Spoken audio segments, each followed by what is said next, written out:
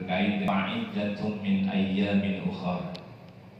Bagi kalian, di antara kalian, in kana minkum maridhan, manakala dia sakit, aw ala safarin, atau juga dalam kondisi safar perjalanan, maka wajib nanti dihitung berapa hari yang ditinggalkan dan dikodok pada hari-hari yang lain.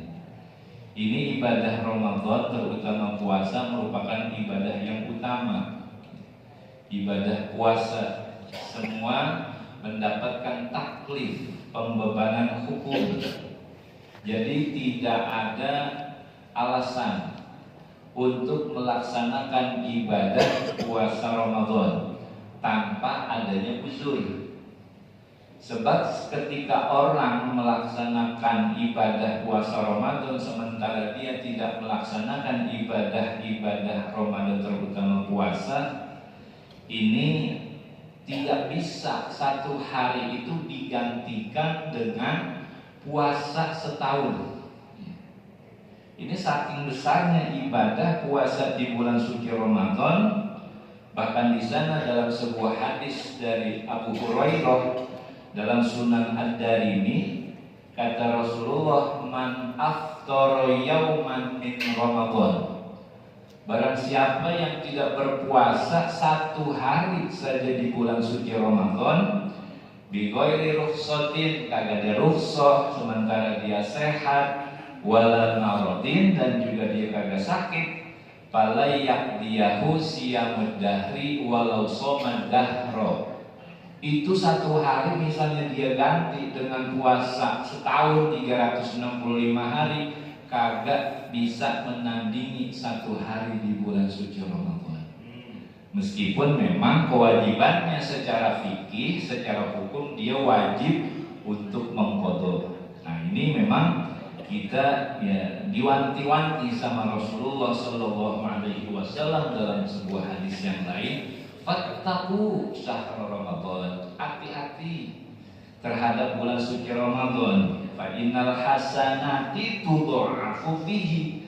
Bulan suci Ramadan ini segala kelipatan kebaikan-kebaikan itu ya dilipat gandakan sedemikian rupa. Ya. Mala tudha'afu fi ma siwa, yang memang kagak ada di bulan-bulan yang lain. Ya. Termasuk juga wa kadzalika sayyi'atu, demikian juga hal-hal yang termasuk adalah keburukan, perbuatan-perbuatan dosa, ini bisa ya konsekuensinya lebih berat. Maka dari itu kita senantiasa ya untuk berupaya meningkatkan ibadah-ibadah kita. Orang-orang siapa saja yang memang meninggalkan puasa Ramadan yang memang sangat mulia ini nanti diklasifikasikan oleh para ulama. Ya. Ada beberapa kelompok, ya, kelompok yang dikatakan mereka orang yang dalam keadaan sakit. Kemudian juga ada yang tergolong dalam kelompok orang-orang yang safar. Termasuk juga nanti di dalamnya ada kelompok orang yang hamil, untuk perempuan, ada yang murdi', yang menyusui. Ini diatur bagaimana kondisinya dan membayar bagaimana, serta pengelompokan. Nah, di sini para ulama konsekuensi hukum qadha dan membayar fidyah, ya ma yalzamu fihil qadha wal fidyah. Kelompok yang pertama adalah orang-orang yang memang harus membayar qadha puasa dan juga membayar fidyah. Fidyah itu adalah it'amu muddin min ta'ami an kulli yaumin, memberikan satu mud makanan an kulli yaumin, setiap hari itu.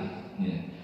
Orang yang tergolong terkena bayar qadha dan juga bayar fidyah, memberikan makan satu hari satu mud.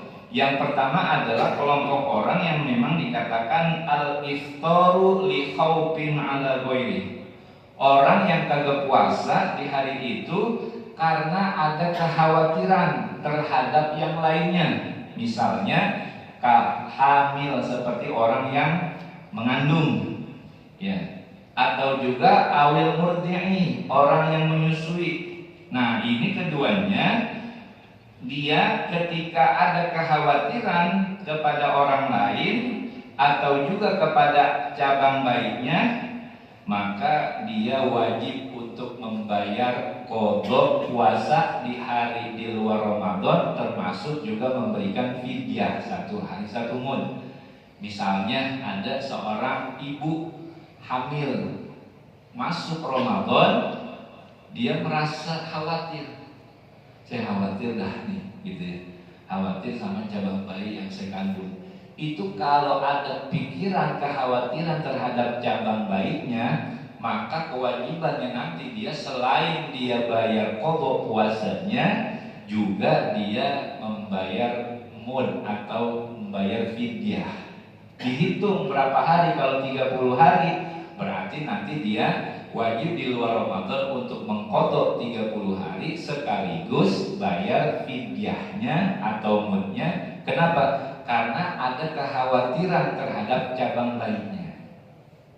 Kalau seandainya dia hanya pada dirinya kekhawatiran, nggak puasa dulu nih, khawatir nggak kuat misalnya, tapi nggak ada kekhawatiran terhadap cabang bayinya, hanya mengganti qadhanya saja. Atau juga dia kekhawatiran pada dirinya, takut nggak kuat, dan juga kekhawatiran terhadap cabang bayi, itu masih dihitung cukup dia membayar qadhanya saja.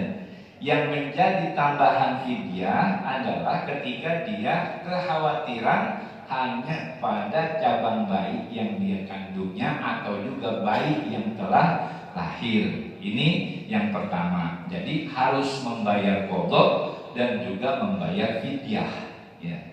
Kemudian yang kedua, yang wajib bagi seorang juga bayar qadha dan juga membayar fidyah adalah al-iftaru ma'a ta'khiri ma'a imkani.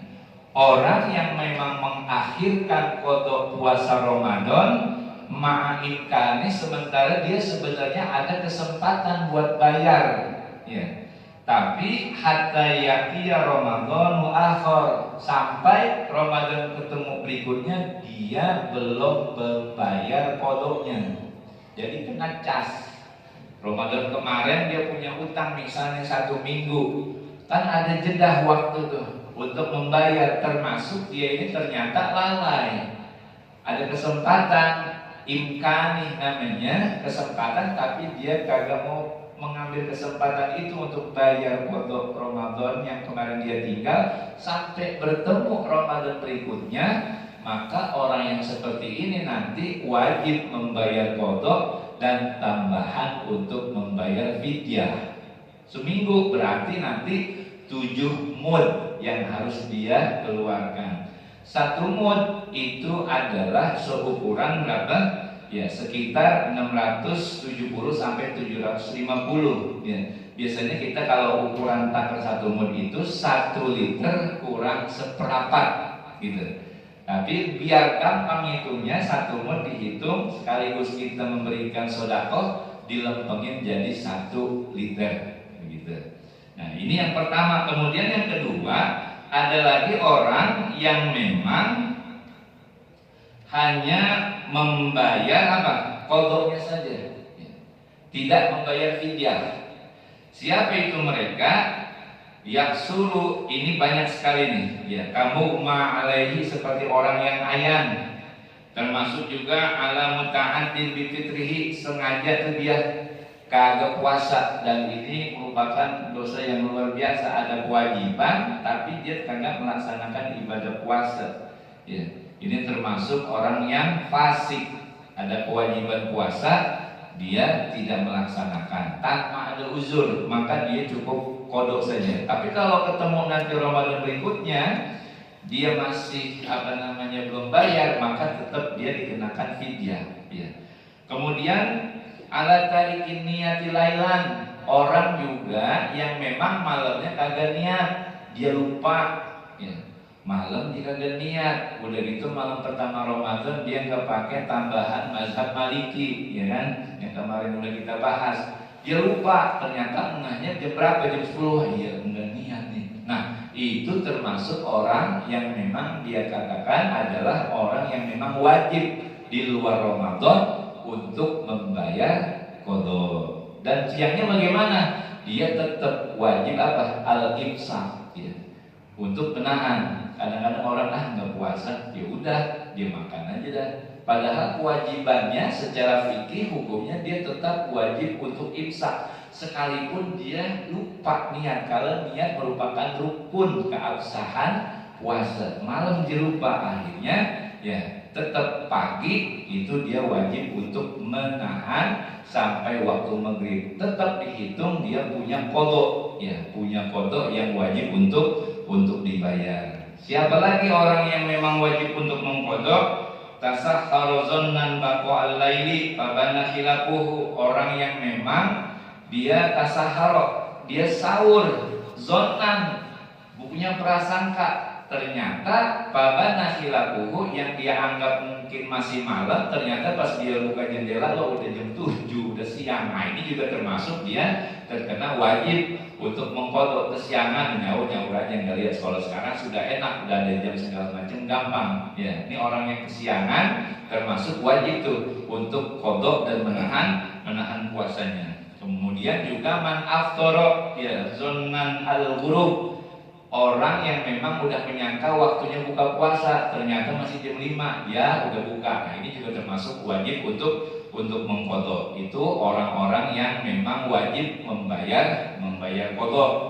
Kemudian yang ketiga adalah orang yang memang fihil fidyatu dunal qada, wajib untuk memberikan kewajibannya pada fidyahnya saja, kada qada.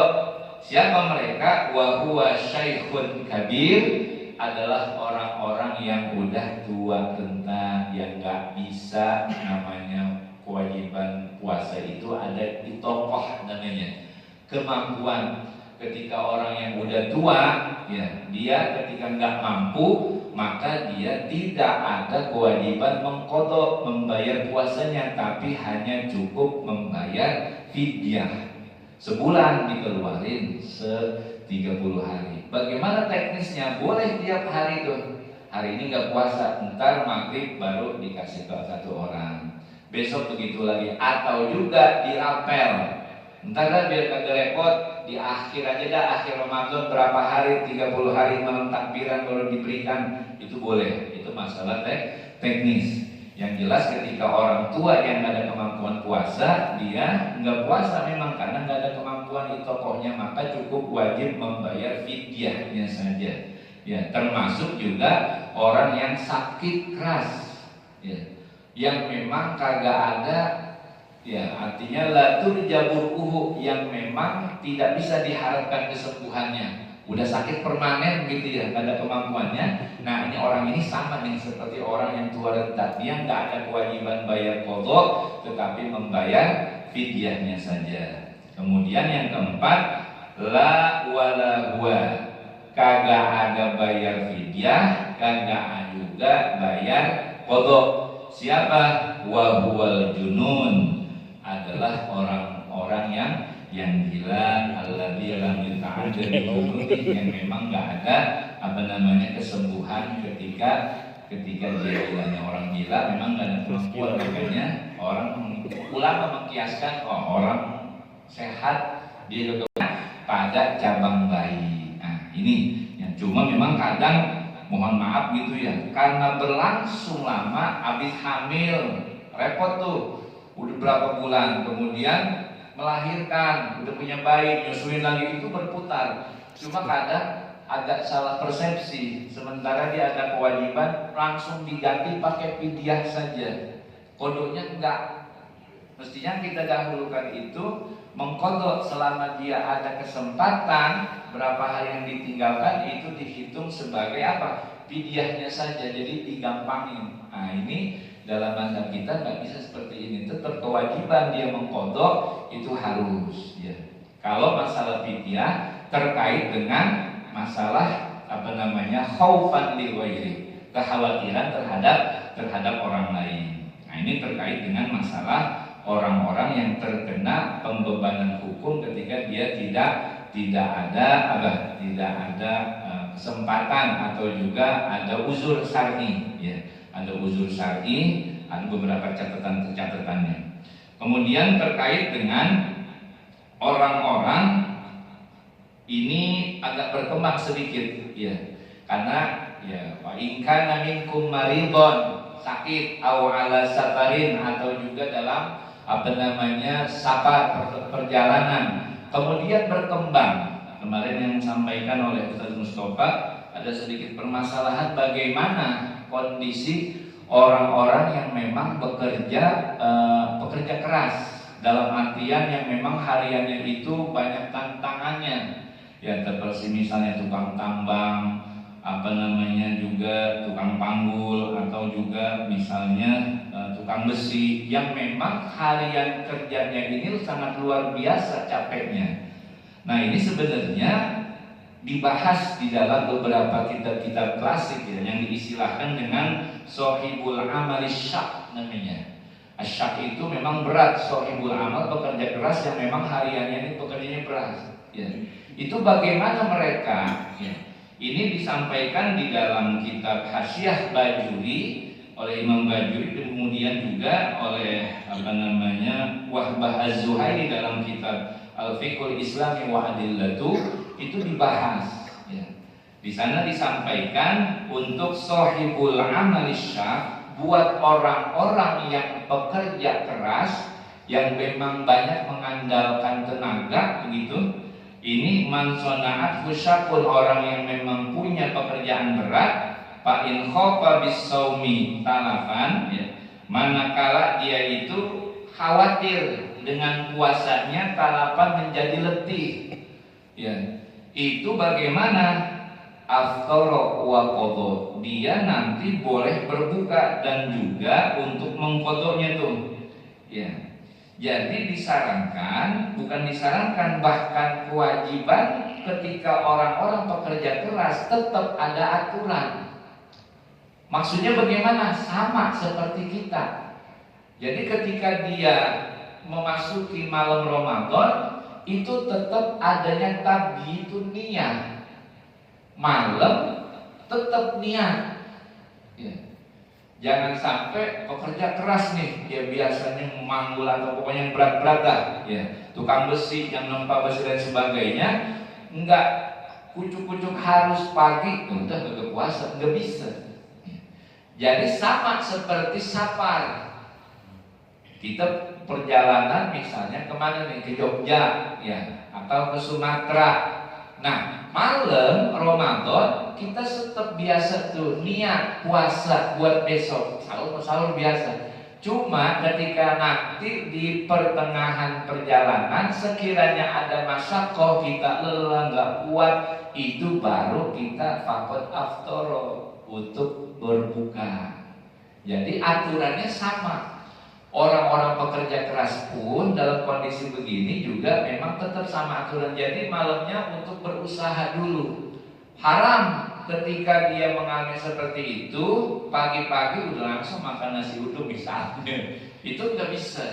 Jadi malam itu tetap adanya niat. Memang ini sangat luar biasa, ya. Jadi berdasarkan kemampuannya, ya, termasuk juga, ya, di dalam kitab I'anatul Thalibin Syekh Ibnu Hajar Al-Haytami seperti itu. Jadi sekiranya akan mengganggu aktivitas seorang, nggak kuat itu, dan itu mengalami masyaqah, ya, mengalami bahaya bahkan, ini boleh dia berbuka, ya.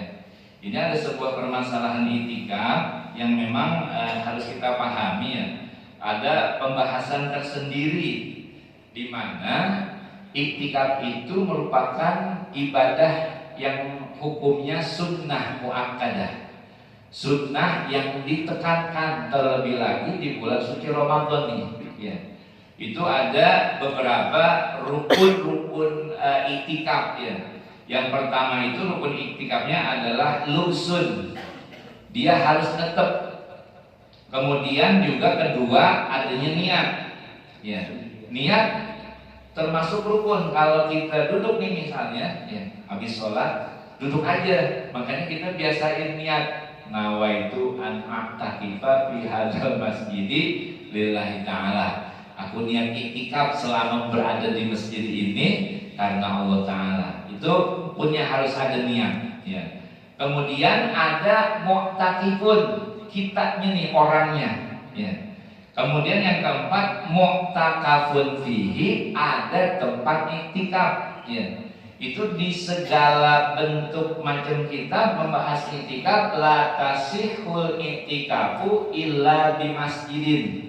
Iktikaf enggak sah kalau seandainya di dalam masjid. Jadi tempatnya harus di masjid. Nah, cuma ini ada perbedaan pendapat di kalangan ulama ya. Cuma kita ambil pendapat yang paling arjah. Yang dimaksud dengan masjid itu nanti ada dua. Ada yang namanya masjid jami, ada yang kedua masjid ghairu jami. Kalau masjid jami adalah masjid yang memang digunakan untuk melaksanakan ibadah Jumat ya. Tapi kalau ghairu jami, masjid yang memang tidak digunakan untuk sholat Jumat. Yang dijadikan mu'takafun fi, tempat buat iktikaf, adalah masjid atau suatu tempat yang memang diperuntukkan untuk kegiatan rutinitas sholat berjamaah, sholat 5 waktu ya. Meskipun ini dalam bahasanya adalah musola atau juga langgar ya. Musola-musola yang ada di sekitar kita itu merupakan bagian dari masjid ya. Tapi memang itu dijelaskan tidak diperkenankan ya, untuk melakukan iktikaf itu disebut dengan musola. Cuma kalau bahasa Arab musola itu adalah dalam lingkup kecil, misalnya musola dalam sebuah rumah yang memang peruntukannya untuk pribadi. Tapi kalau musola yang ada dalam lingkungan kita, ini adalah tempat-tempat yang memang diperuntukkan untuk melaksanakan sholat ibadah, dan itu memang sudah diwakafkan ya. Itu sudah diwakafkan tuh. Maka dijadikan sebagai musola yang ada di sekitar kita atau juga langgar, itu sah untuk melaksanakan iktikaf ya. Jadi kalau kita niat iktikaf bukan berarti nawaitu an a'takifa fi hadzal musholla, bukan. Tetap menggunakannya kata masjid ya. Ini ya banyak dikupas oleh para ulama, tetap sah kita iktikaf di musholla, karena musholla itu apa? Diperuntukkan untuk melaksanakan sholat, aktivitas sholat 5 waktu yang rutin ya. Cuma memang kalau Arab menggunakan bahasanya masjid ya. Nah, menggunakan bahasa masjid. Kalau masjid memang ada jami dan ghairu jami, maka nanti kita itu mengenal ada sunnah iktikaf ya. Ada beberapa sunnah iktikaf, itu ada 5. Yang pertama ayyakuna fi jami'in, kesunahan yang paling bagus ya, ini kesunahan saja. Melakukan seseorang pada iktikaf itu fi jami'in, pada masjid jami yang memang di dalamnya dilaksanakan sholat Jumat tuh ya, wuku Jumati, dilaksanakannya Jumat, itu yang paling bagus. Meskipun di musola itu boleh, tetap niatnya fi hadzal masjidi, bukan fi hadzal musola ya. Ini yang diungkapkan oleh para ulama.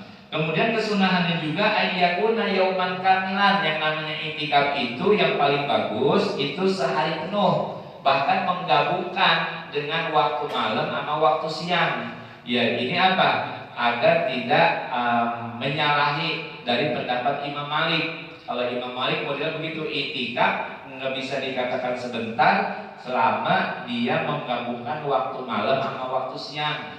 Kalau dalam mazhab kita Imam Syafi'i itu minimal yang namanya iktikaf itu adalah lahzotan tazidu tuma'ninati fis shalah ya. Jadi kalau seandainya kita tuma'ninah itu biqadril subhanallah, itu ditambahin dikit ya. Ukurannya sebentar tuh tuma'ninah, mengucapkan subhanallah sampai 3 kali, itu batas minimal kita iktikaf ya.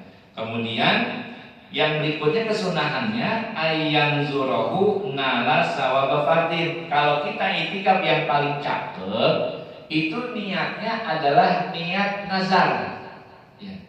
Niat nazar kalau kita kan dalam selama ini hukum itikaf itu adalah sunnah aja. Nah, wa itu an a'takifa fi hadzal masjid ma dumtu fihi lillahi ta'ala. Aku niat itikaf selama berada masjid ini sunnah karena Allah Ta'ala. Itu dapat pahala, ya. Tapi dianjurkan oleh para ulama biar gede ganjarannya niatin dengan nazar, ya. Jadi misalnya kita niatin nazartul i'tikafa fi hadzal masjid madumtu bihi fardhon lillahi ta'ala. Aku nazar beriktikaf di masjid ini fardu karena Allah Ta'ala. Kalau nazar itu pakai fardu, kata-kata fardu. Biar apa? Ganjarannya nanti punya nilai ganjaran wajib.